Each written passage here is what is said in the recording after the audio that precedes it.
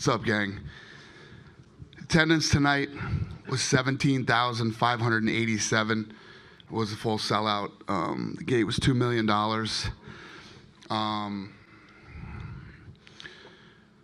What we did tonight's a tough night. We did 2 fights in the night, and I don't think I have to say what they are. Obviously, Cowboy and Yancey, and that one's wrong. Whoever wrote this down was wrong. The other one is obviously Gaethje and Alvarez.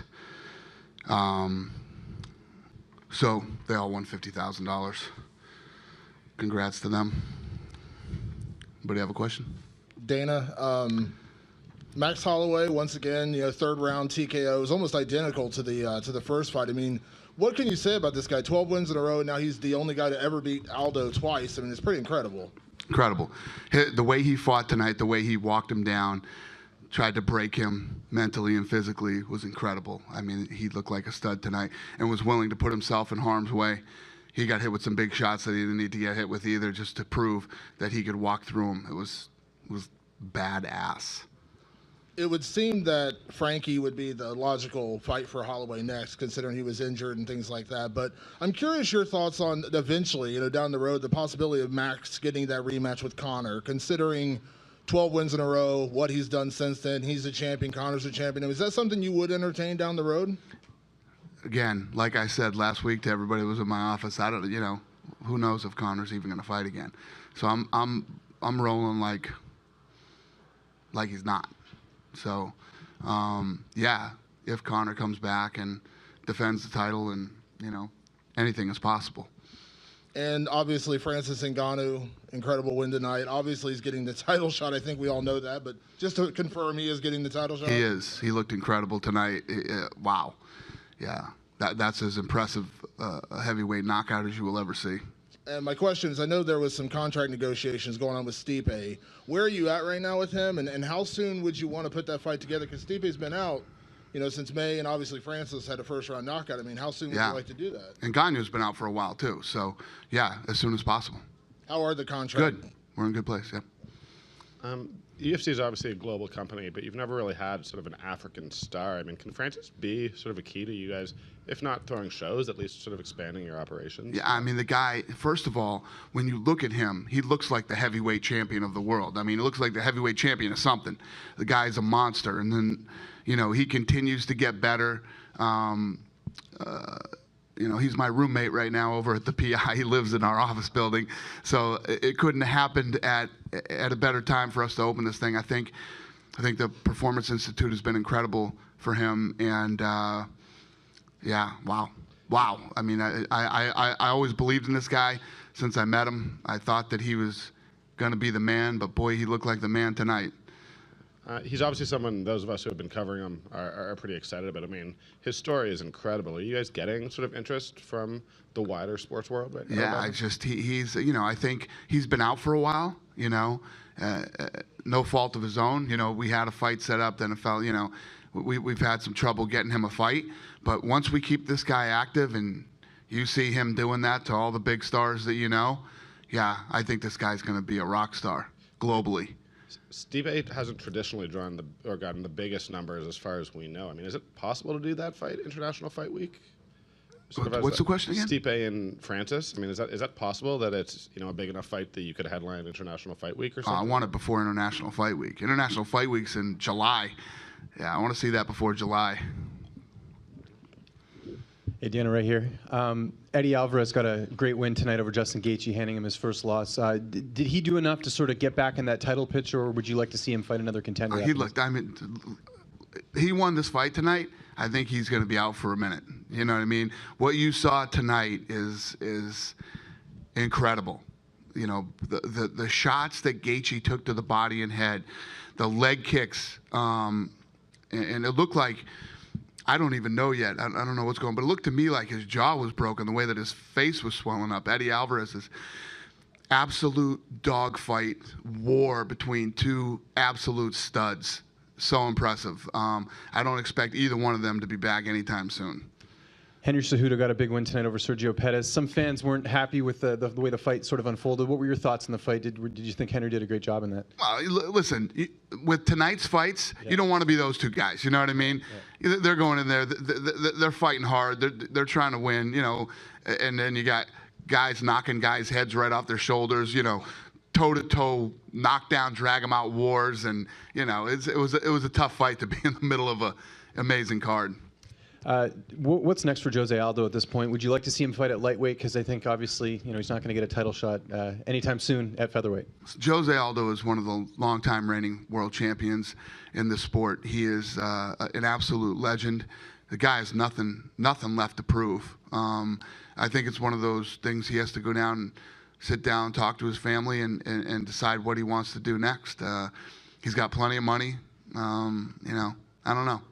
Last question for you. I know you've announced sort of the first quarter schedule for next year. No Canadian dates. Are we going to get any of those soon?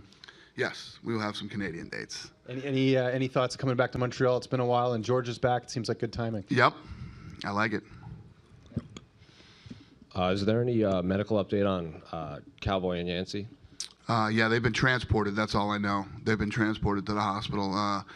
Cowboy's been transported. Yancey, obviously, Gaethje and Alvarez. You know, the four guys involved in the fight of the night. And then Jose Aldo was just transported. And then you said you wanted Francis and Stipe as soon as possible. Is it possible to stick that on the Boston card, considering Francis had such a quick fight, like heavyweight, light heavyweight on the same card? I'd love it. And then one final one. Tecia Torres, she won. She could have the rubber match against Rose. I guess it depends on if you want to give her JJ. Is there any plans for her moving forward after this win? I don't know. I don't make fights the night of the fight. Dana, right here. Looking at Francis, does he remind you of a Tyson? Just the fact that you have that one-punch knockout power and just that personality seems really gratifying and pleasing to the fans and to us. He's a big, scary monster, man. Yeah, he's a scary dude. And I don't know if you guys saw the social media piece that we put out on him, but we have that thing at the Performance Institute that gauges strength and how hard you hit, and he broke the record. He broke the world record that the company has had. I don't know who hitting that thing, but whoever was the world record, he beat it. So that's scary. That's some Ivan Drago shit. And off topic for this card, we saw CM Punk in the corner of Paul Felder, and we saw him walking past us after the fight. Did you have that conversation with him yet, or? No, he just came out to support his team, and you know, I think he wants to fight again. He told me that, but we haven't talked about anything.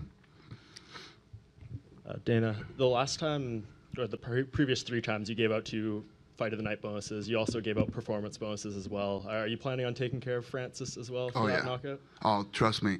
Francis lives at the Performance Institute. I don't need him knocking on my fucking door looking for his bonus. We'll get him situated. And then on the prelims, we saw kind of an early stoppage by Herb Dean. I think a lot of people were questioning. What did you think of that fight? And just Oh yeah. So that fight has already been rebooked. Do you know when?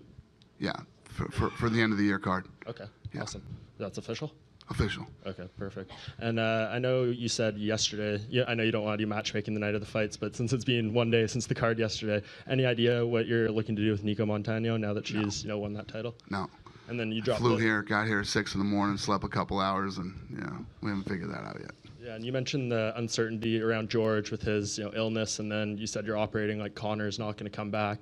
What do you do with those weight classes right now, lightweight and middleweight? Of course, they both have interim champions. So how do you move forward with the uncertainty around both those 2 champions right now? Yeah, we'll figure it out.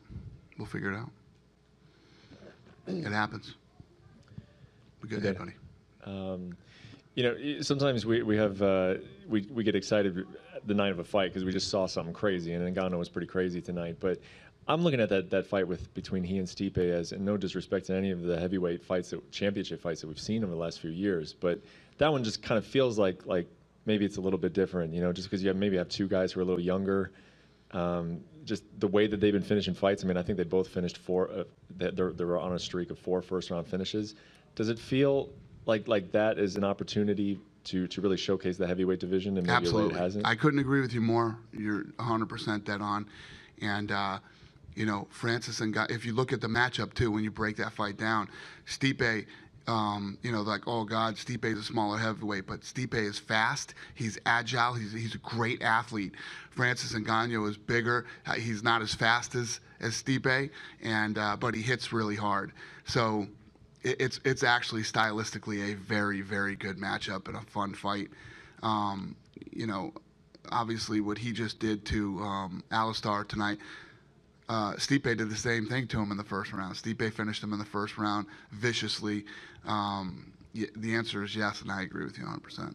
Yeah, I mean, does it potentially give you something that you maybe haven't had since maybe even Brock left the division, or is that going too far, do you think? Say that again? Does it give you maybe something like from a promotional or marketable standpoint that you maybe haven't even had since Brock was not champion, or is that going too far, do you think? No, yeah, I agree. No, Francis Ngannou is special, man. He really is. And Stipe has proven himself to be an absolute stud. Doesn't matter how big the guys are. And he has cardio for days. He's very fast, and he has incredible knockout power. And then we obviously saw a flyweight fight that was pretty important. Have you talked to Demetrius about his interest in defending a title against TJ, or is it going to be a flyweight contender? Like no, that fight's going to happen. Yeah, that fight will happen. 100%. That's the next one for him? Yeah, that fight's going to happen. Thank you. We didn't announce it yet. We good? I'm going home. Thank you, guys.